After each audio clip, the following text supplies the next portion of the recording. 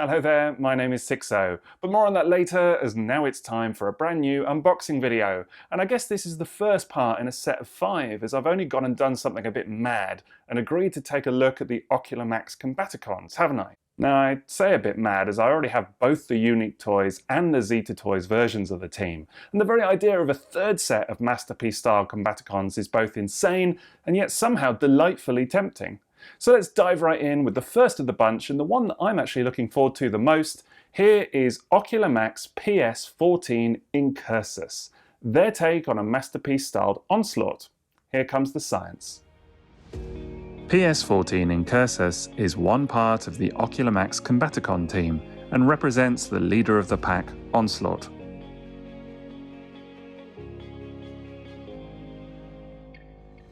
He's not the first to be released, but given how quickly the third-party outfit seems to be cracking on with the various releases, it won't be long before the full team is finally assembled.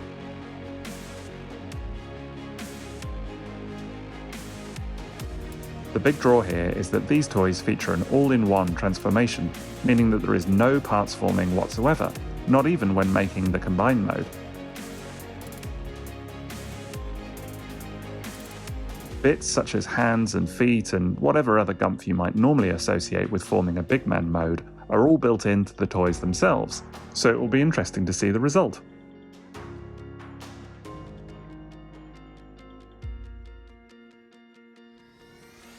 Of course, we've previously seen the Combaticons done many times over, although arguably one of the first true Masterpiece-styled attempts was from Unique Toys a few years back, with their individual figures and the combined mode all packing quite the punch. Then there's the much lauded Zeta Toys set, which is a true behemoth in its combined form, standing at an impressive 50 centimeters tall. It's kind of the opposite to the Ocular Max crew in that it relies heavily on parts forming and a number of fake parts to achieve the end result, which is indeed quite incredible to behold. That said, I'm less keen on the individual robots themselves. So there's arguably still room left on the table for Ocular Max to bring their own unique take to this team, and I can't wait to see what they've done with it. Ocular Max also seem to be striving for a heavy dose of cartoon accuracy for their lineup, and whilst I would say that it's not 100% there, the figures do carry a distinct animation vibe all the same. Last thing before we begin, today's video comes courtesy of TF Source, so I'll put a link to their site in the video description. The plan for today is to give you my first impressions after we get the box open, and then I'll be aiming to get the full review up on their site ASAP. Right, so here is Incursus in his packaging, and I have to say the box is lovely. Really, really nice. Quite evocative of an era gone by in terms of Transformers, but still with its own sort of unique spin as well. Ocular Max tend to do pretty nice packaging, so it's not too much of a surprise on that score. But they've definitely done something pretty nice with this one. It's quite a weird box all in, because not only is it not very tall, but it's very long, it has to be said. I was really surprised when it turned up at just how long this thing is. So it's really an unusual shape in terms of Transformers packaging. Artwork on the front here looks really, really cool. Like that a lot. In terms of the back of the box, you've got obviously Incursus doing his transformation sequence just here. You tend to find that on a lot of Ocular Max packaging, and we've got a little snippet of the full combined mode there, but that's a story for another day. So they have also included a tech spec here, which is very reminiscent of G1, obviously, and that looks great. So nice little touch. And final thing to note is that all of their Combaticons come with this little all built-in symbol, letting you know that these transformations are all in one. So that's quite exciting. Anyway, let's get that box open, shall we? There we go, tape is cut.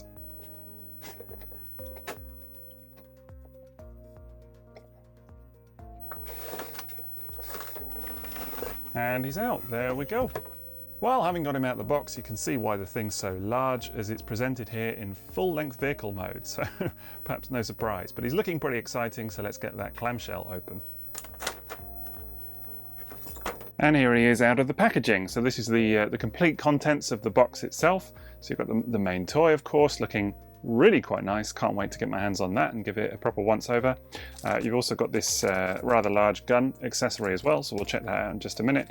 And then you've got a little baggie with the instructions, character card, and you've got this red tech spec decoder as well. So that obviously also harkens back to the days of yore in terms of Transformers, a bit like the packaging itself.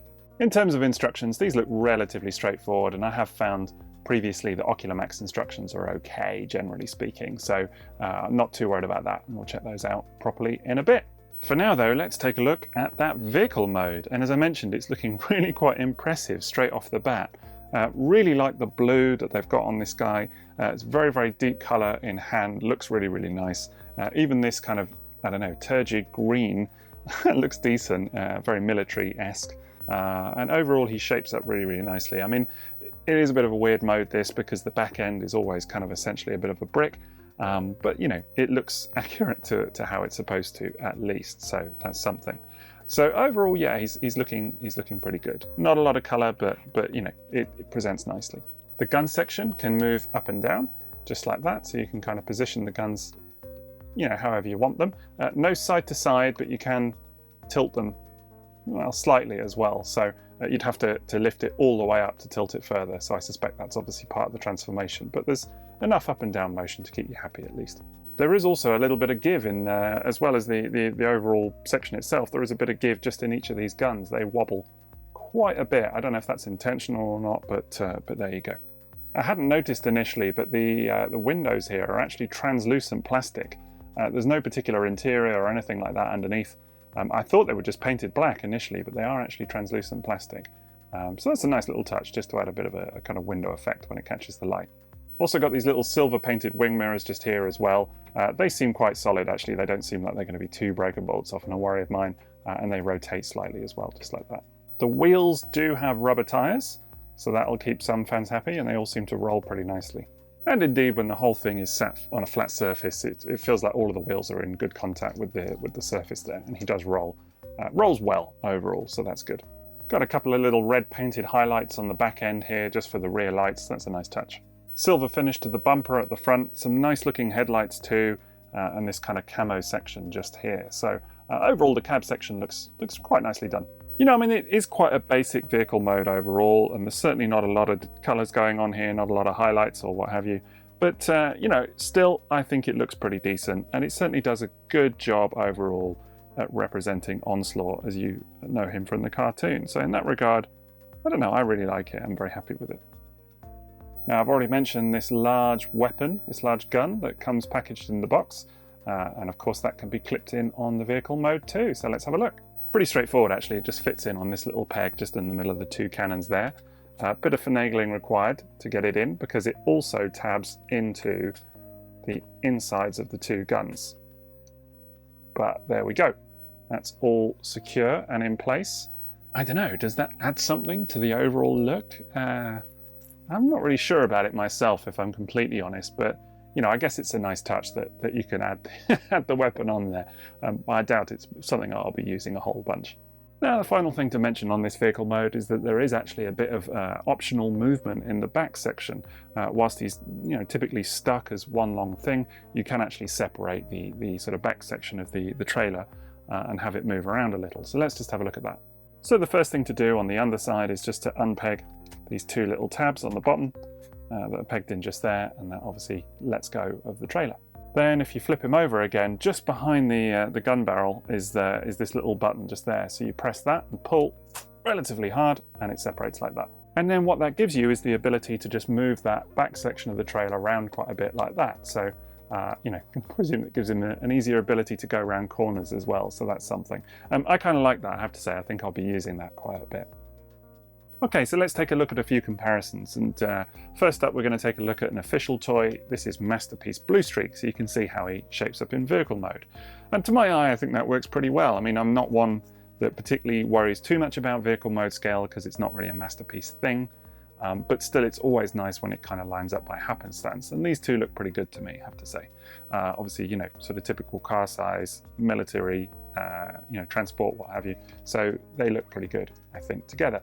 And indeed, if you were to put Bluestreak on the back there, you know, it fits quite nicely, so that's pretty cool. So likewise, you could try something similar with another Combaticon. This is actually not the Ocular Max version, but this is Unique Toys Swindle. Don't get me to pronounce his third-party name, because it's something bizarre. But hey, here he is.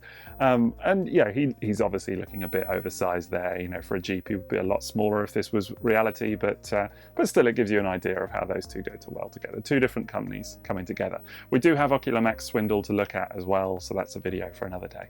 And then let's check him out next to Make Toys Endgame, who we've got a video on him on the channel too, so do check that out if you get time. But yeah, they look really, really cool together. Nice to see him versus a Seeker size jet. So yeah, that works for me. Again, different third-party company, but they look good. And finally, we've got something a little random for you, but here is KFC Ditka, which of course is their Blitzwing. I get asked about this one a lot whenever I use it in photos. This was actually the original test shot of Ditka, which was done in this kind of lighter color than the sort of slightly more turdy color that they eventually went for retail, and it looks a lot nicer as a result. And overall, the test shot is just a lot better. But hence I've hung on to it all this last however many years. But he pops up every so often and makes a nice comparison with Onslaught here too. So yeah, that looks really, really cool to my eye. Right, now it's time to do the transformation, and I've been really looking forward to this because I've heard much about the the all-in-one transformation. So it'll be interesting to see how much that has an effect on going from vehicle to robot mode. So let's get cracking.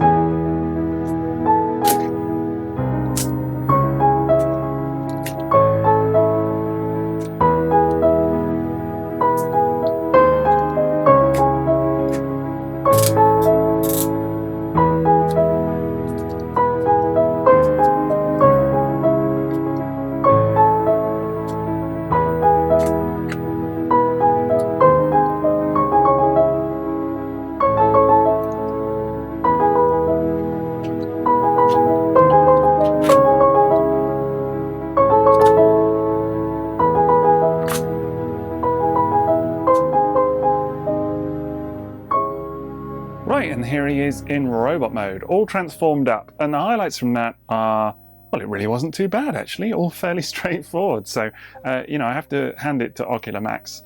Some of their transformations in the past have been more difficult. This was really, really nice actually, and the lovely solid feel to this toy overall really does feel like it's a good one to transform, quite robust. So I enjoyed that quite a bit. And it wasn't any more complicated than it needed to be, so good show. Some real clever bits as well, like the way the head pops out on the inside of the body, and of course, I'm sure you saw just there's the main combined mode head in there as well, and that obviously fits on top of this like a helmet. So that's really, really quite cool, has to be said, quite fun. And the overall robot mode looks great. First impressions are that he looks really, really cool. Really like the color, really like the overall shape of him. The proportions are slightly odd, I will say. Even from promotional pics, I'd always thought that actually the legs on this guy, and on some of their other Combaticons as well, are just a little bit dumpy. I don't know, they're just not quite long enough. And then obviously he's got this huge upper torso section, which does make him look a little bit top heavy overall. But that aside, he does look really decent, and for my money does a really nice job at bringing the animation model to life. Looks suitably imposing all the same. It's just worth mentioning how big he is actually. I mean, I kind of expect Onslaught to be a big dude, but especially with the cannons here at the top, it's just a lot of robot all around. Real big chunky fella. Big fan of that head sculpt. Have to say, I think that's my favourite of all the third-party Onslaughts that certainly I've had so far. I think that's my favourite head sculpt of all of them. I always felt like some of the other versions, even my sort of relatively beloved Unique toys, never quite captured him to a T. Because he's not supposed to be, although he is a hulking guy, he's not supposed to be a total brute. He's an intelligent chap in the cartoon. And I don't know, they've captured him really, really nicely here. And that red visor with the slight bit of translucent plastic just to kind of set it off looks really, really nice. Captures the light fantastically well. Speaking of that head sculpt, the visor actually does light up as well, which I didn't expect. I didn't know that it did that. Sadly, I don't have the right batteries for it, but it seems to be pretty simple. There's a little mechanism where you just push down on the head like that to activate the switch, and it should light up. If I'm honest, I'm not too worried, as it looks good anyway. I mean, one thing I will say with light up features is that I often don't like how they look when they're not lit up. They often look too dark, whereas on this guy, he looks fine. So that's great. The hands are worth mentioning as there's a really nice design to them. Firstly, they got lots of articulation with at least 2 points at every finger. So that'll be nicely expressive, and obviously the thumb as well. But there's a slight curved design to them, which looks great. And I think will add just a bit more, I don't know, just a bit more sort of natural posing to the way that they look in hand. So I can't wait to get him behind a camera properly. I've mentioned before in previous reviews that some third-party hands can look a little bit awkward, but these are probably one of the nicest designs I've seen, actually. One thing I've only just realised is that there doesn't seem to be any way to remove this backpack section, which is not a deal breaker by any means, but it's a little bit of a shame given his, his adventures in the cartoon, and that being a big part of them taking revenge with their plans for Cybertron. But hey-ho, what can you do? Not a huge fan of those wing mirrors and the way they just sit on the underside of the arms there. That's a little bit lackluster in my mind. I made a similar criticism of Fans Toys Magnum just a couple of weeks ago. And, again here, it just looks a little bit odd when you've got him in robot mode with those sticking out, and makes me slightly nervous about catching them at some point too.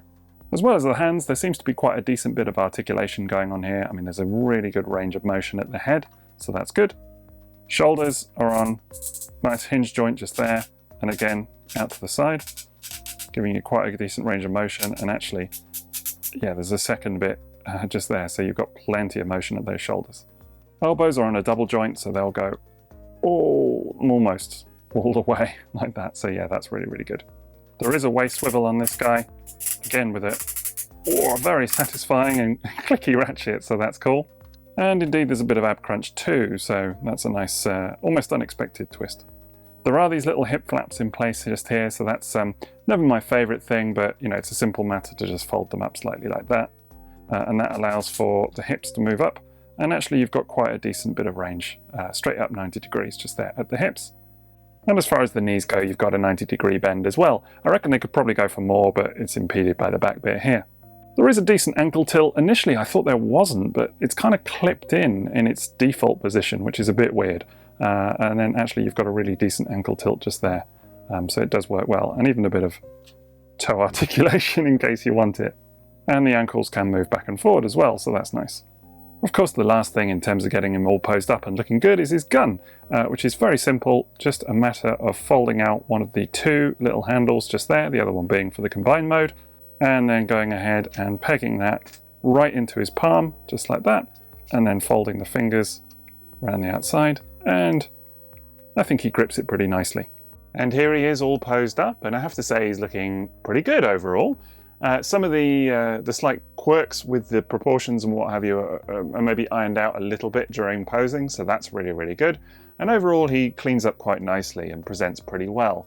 I will say that there are still a few oddities along the way, but generally speaking he's a very nice chunky bot, really seems to be very well made, and the articulation is good as well. There's lots of nice points. I mean, things like these double bending elbows really allow for quite a decent bit of posability with the arms, so that's really good, and he seems to pose quite nicely overall.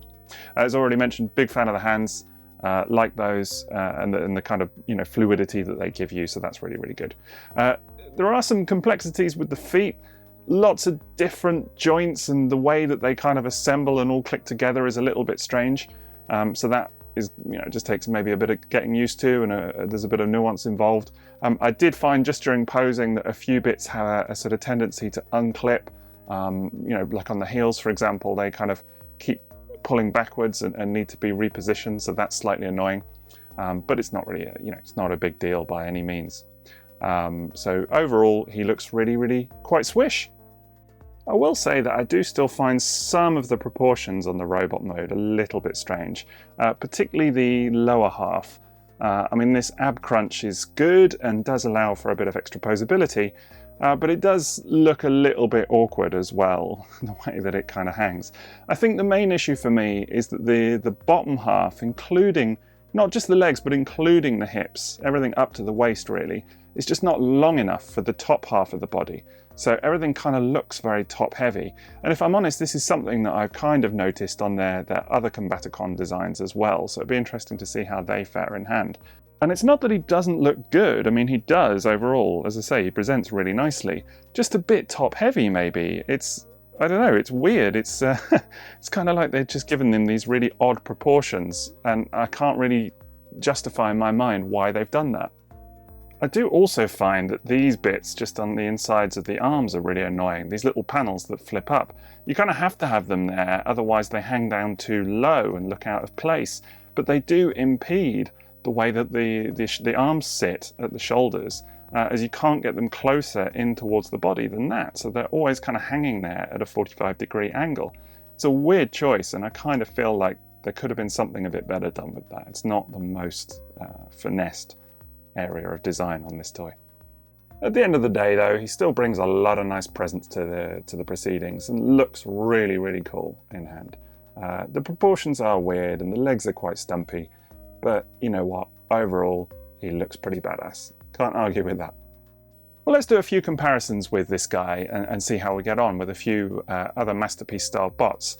And he is a really big, chunky thing, so no surprise when you put him next to the likes of MP36 Megatron, he's significantly bigger. I mean, head and shoulders towering over the guy. So it really depends how that works for you and if that's the right look for your collection. Next to the likes of Make Toys Meteor as well, aka Starscream, significantly taller there as well, and looking really quite beefy by comparison in terms of the proportions. I don't think Onslaught is meant to be so hulkingly huge. That's obviously a bit of a trade-off for having the all-in-one transformation for the combined mode. So it really does depend how that works for you. A lot of people do like Onslaught looking that chunky though, I know. I've seen that commented on a few times. So again, it really just depends how that works for you.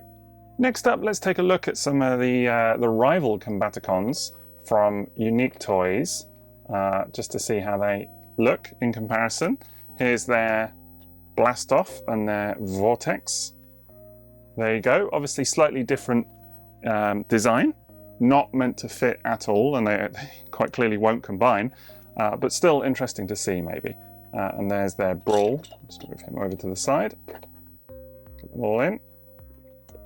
You've seen Swindle in vehicle mode already, but that gives you some idea. Actually, you know what, design-wise, they don't look a million miles away. I mean, you could honestly, if you had them in robot mode and you like the Unique Toys set, the look of the smaller guys, you could actually just mix and match here if you're not planning on combining them. It still works to my eye, I've got to be honest. So, maybe that's not a bad option, who knows? Right, well now let's take a look at another third-party combiner team with this guy. Here is Motormaster. This is the X-Transbots version. X-Transbots Gravestone, in case you're wondering. A lot of people get it confused when they see it on site for the Fans Toys version. There are some similarities in terms of appearance, of course. And then let's go ahead with a couple of their smaller guys as well. They're Carbots.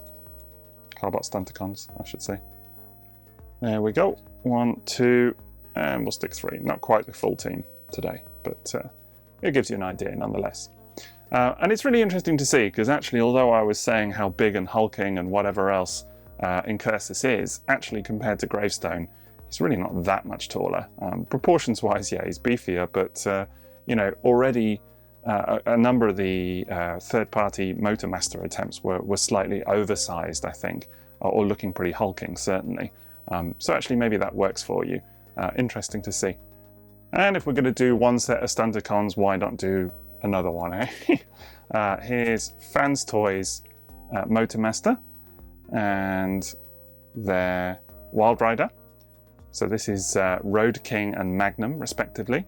And again, you know, their Motormaster's pretty big and actually lines up almost, not quite, at head height. So that's interesting to see and just kind of gives a new perspective maybe on how big Ocular Max Incursus actually is. You know, maybe he's not so oversized in your eyes after all. And certainly if you are going in on the Fans Toys Stunticons, the level of disparity in terms of height doesn't look so big. Let's have a look at a few more official bots now. Here's Masterpiece Soundwave and Masterpiece Shockwave. Try and not have him fall backwards. And there you go, just to see how they line up. Both looking pretty small by comparison, but that was to be expected. Interesting to see quite how vibrantly purple Shockwave is looking by comparison. The blue actually on Incursus is very comparable to Soundwave in hand, very comparable. It's that same sort of dark flat blue that Masterpiece Soundwave has. So that actually looks pretty good to my eye. And whilst we're on a roll, let's take a look at this guy. This is Fans Toys Sovereign, their Galvatron, and Fans Toys Quietus, which is their Cyclonus as well. Just to see how, you know, a kind of futuristic take on this lineup would look. Onslaught obviously slots in quite nicely into the old and new Decepticon crew. And again, I kind of like that actually. I think that looks pretty good to my eye. And as a final comparison for the day, let's take a look at a couple of the other Masterpiece styled Onslaught options that you have. So firstly, this is Unique Toys, and this is Zeta Toys. Oh, I always find a bit of a pain to get to stand properly. Chunky guy, but just never quite wants to stand, just as you want him. Anyway, there's the three of them. So, you know, these are pretty much across the board your third-party Masterpiece styled Onslaught options right now. There are, of course, more third-party Bruticus sets as well, Combaticon sets. You could argue about which is and isn't Masterpiece style until the cows come home, I'm sure. But generally speaking, for my money, these are the three that you know you have on the table currently. And it's interesting to see because they're all very different. They all kind of have strengths and weaknesses, actually, if I'm completely honest. I mean, just going from this side, this guy is interesting because actually I really like the combined mode of the Zeta set. Really like it a lot. It's got many strengths, and obviously it's big as well and chunky and well made. So actually that is the main strength of the Zeta set in my eye. As individual robots, they have some huge weaknesses, and design-wise, they're really not that spot on to the cartoon. Having said that, their Onslaught is probably the closest look of all of them to his character model. It's not completely spot on, but it's the closest of all five of those toys. And there is a lot to like here. I really like the kind of flat, smooth chest that's going on. I like the blue that they've got on this version. This is the kind of more cartoony set of the Zeta ones. There was a more sort of toyetic set before that. You know, so that's really good. I really like the head sculpt as well. So there's a lot to like on this guy. Having said that, the cannons just look far too big, and there's, you know, a few inaccuracies along the way. But I do like this design, I have to be honest, so that's good. Coming over to the Unique Toys set, it's interesting because I actually really like the Unique Toys Combaticons, despite their faults and some complications along the way. As a whole set, I do think they're good. That said, there's some clear deviation to the source material, so if you are after a cartoon set, you know, color-wise, it's much lighter for starters, and there's a lot more kind of, you know, robotic detail, greebly detail, what have you going on here. So that definitely sets it apart from the animation model too. So that's interesting to see. But still, you know, it's a nice design. I really like it. Love the head sculpt. Just a bit of a departure. Looking at the Ocular Max guy, by comparison, I mean, he has his real strengths. Really like the deep blue. The head sculpt is definitely my favorite of the three. Really love this head sculpt. Like the orange on the visor, it looks great. So that's really something. And overall, he probably is the closest look to the cartoon, if that's your jam. he probably comes the closest overall. I just wish that the proportions were not quite so weird, and then maybe he'd be slightly more perfect. But I think if anything, the perfect Onslaught is probably still in design phase somewhere. We've not quite seen it. But you know, none of these are inherently bad. They all do things well, just none of them are quite perfect, I think it's fair to say. Maybe that's not the answer you were looking for, but hey, it's reality.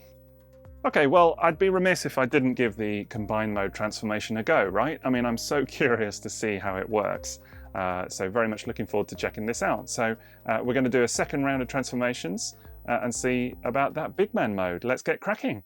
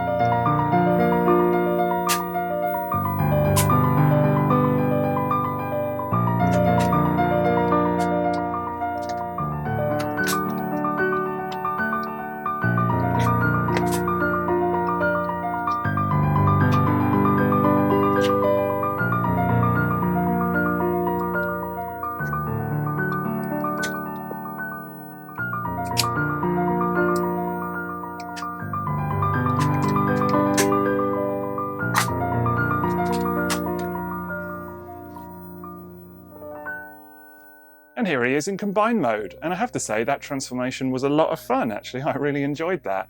Some very clever little touches along the way, particularly the way that the combiner bits are all integrated and stored, which, you know, I guess is to be expected with a set like this, but still you can marvel at it along the way. Really like the way that the chest unfolds from the back of Onslaught and flips over. I think that's really, really very smooth and very clever. And really like the way that this sort of hip skirt section folds out from Onslaught's chest and stows away. I think particularly these sort of wing sections, that's very clever indeed. And the fact that the head is actually a little mask for Onslaught's head, which is just inside there, I think that's really, it makes me laugh, but it's really, really cool. It's like a nice callback to the Generation 1 toy. You know, a lot of the sort of Scramble City combiners, which obviously essentially had helmets for the big man mode. And I think that's kind of neat. I dig it. It does have the slight disadvantage of, I mean, you can still very much move the head from side to side, but I did just note that there's no, you know, you can't look down at all just because of the way it's designed, which I guess, you know, on a combiner bot, which is meant to be really big and hulking, not being able to look down on all those smaller robots around you is a slight design flaw, but hey, overall, very impressed. And details-wise, he looks superb as well. I mean, there's really a lot to admire. It polishes up very nicely indeed and does look quite superb. Really like that purple chest and really like the head sculpt. Really, really like the head sculpt. It's an interesting design because they're sort of going for a cartoon accurate look, but it's not supremely cartoon accurate either. I mean, there are a number of factors that stop it from being cartoon accurate, but that doesn't mean it doesn't look good. Just that it is a bit stylized if that's what you're going for, is 100% cartoon accuracy. I mean, chief among those points for me is, you know, quite obviously the blue shins here, which when it's all combined up is going to make him look like he's wearing a pair of blue jeans. Now that's pretty common for a lot of third-party Bruticus's, Brutici, don't But you know, the Unique Toys set has that as well, and the original Zeta set also had that. But of course, because of the way that their set can combine, and the fact that the bulk of the main body for the combined mode is just, you know, is a fake part, it's an additional piece, their more cartoon accurate set actually has grey legs here, which is more cartoon accurate, definitely. So you know, there are some compromises like that with having the all-in-one mode that mean that it's never going to be 100% cartoon accurate. The face, you know, I prefer the look with the slight nose in between the visor. That's just me, but that's what I associate with Bruticus's cartoon model as well. But as that said, I do think that this head sculpt looks magnificent as well. It's really nice in hand, and it definitely brings to life Bruticus for sure. You know, and again, this chest plate is maybe a bit flat for what I would have imagined, but it's still very clever, and I like the way that it kind of combines with these wings here. So they've done a nice job with that. The combiner ports are obviously all hidden in and just there, so ready to go.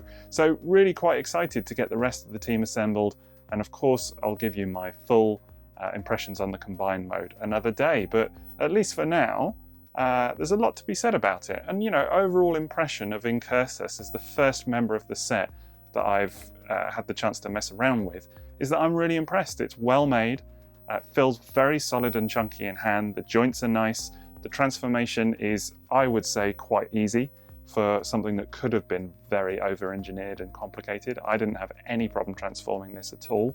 I found it quite simple in all configurations.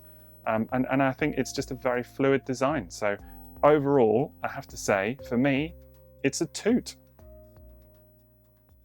So that's Ocular Max Incursus. Now I'll be working my way through the rest of the team soon, so keep an eye on the channel for more unboxing videos to come.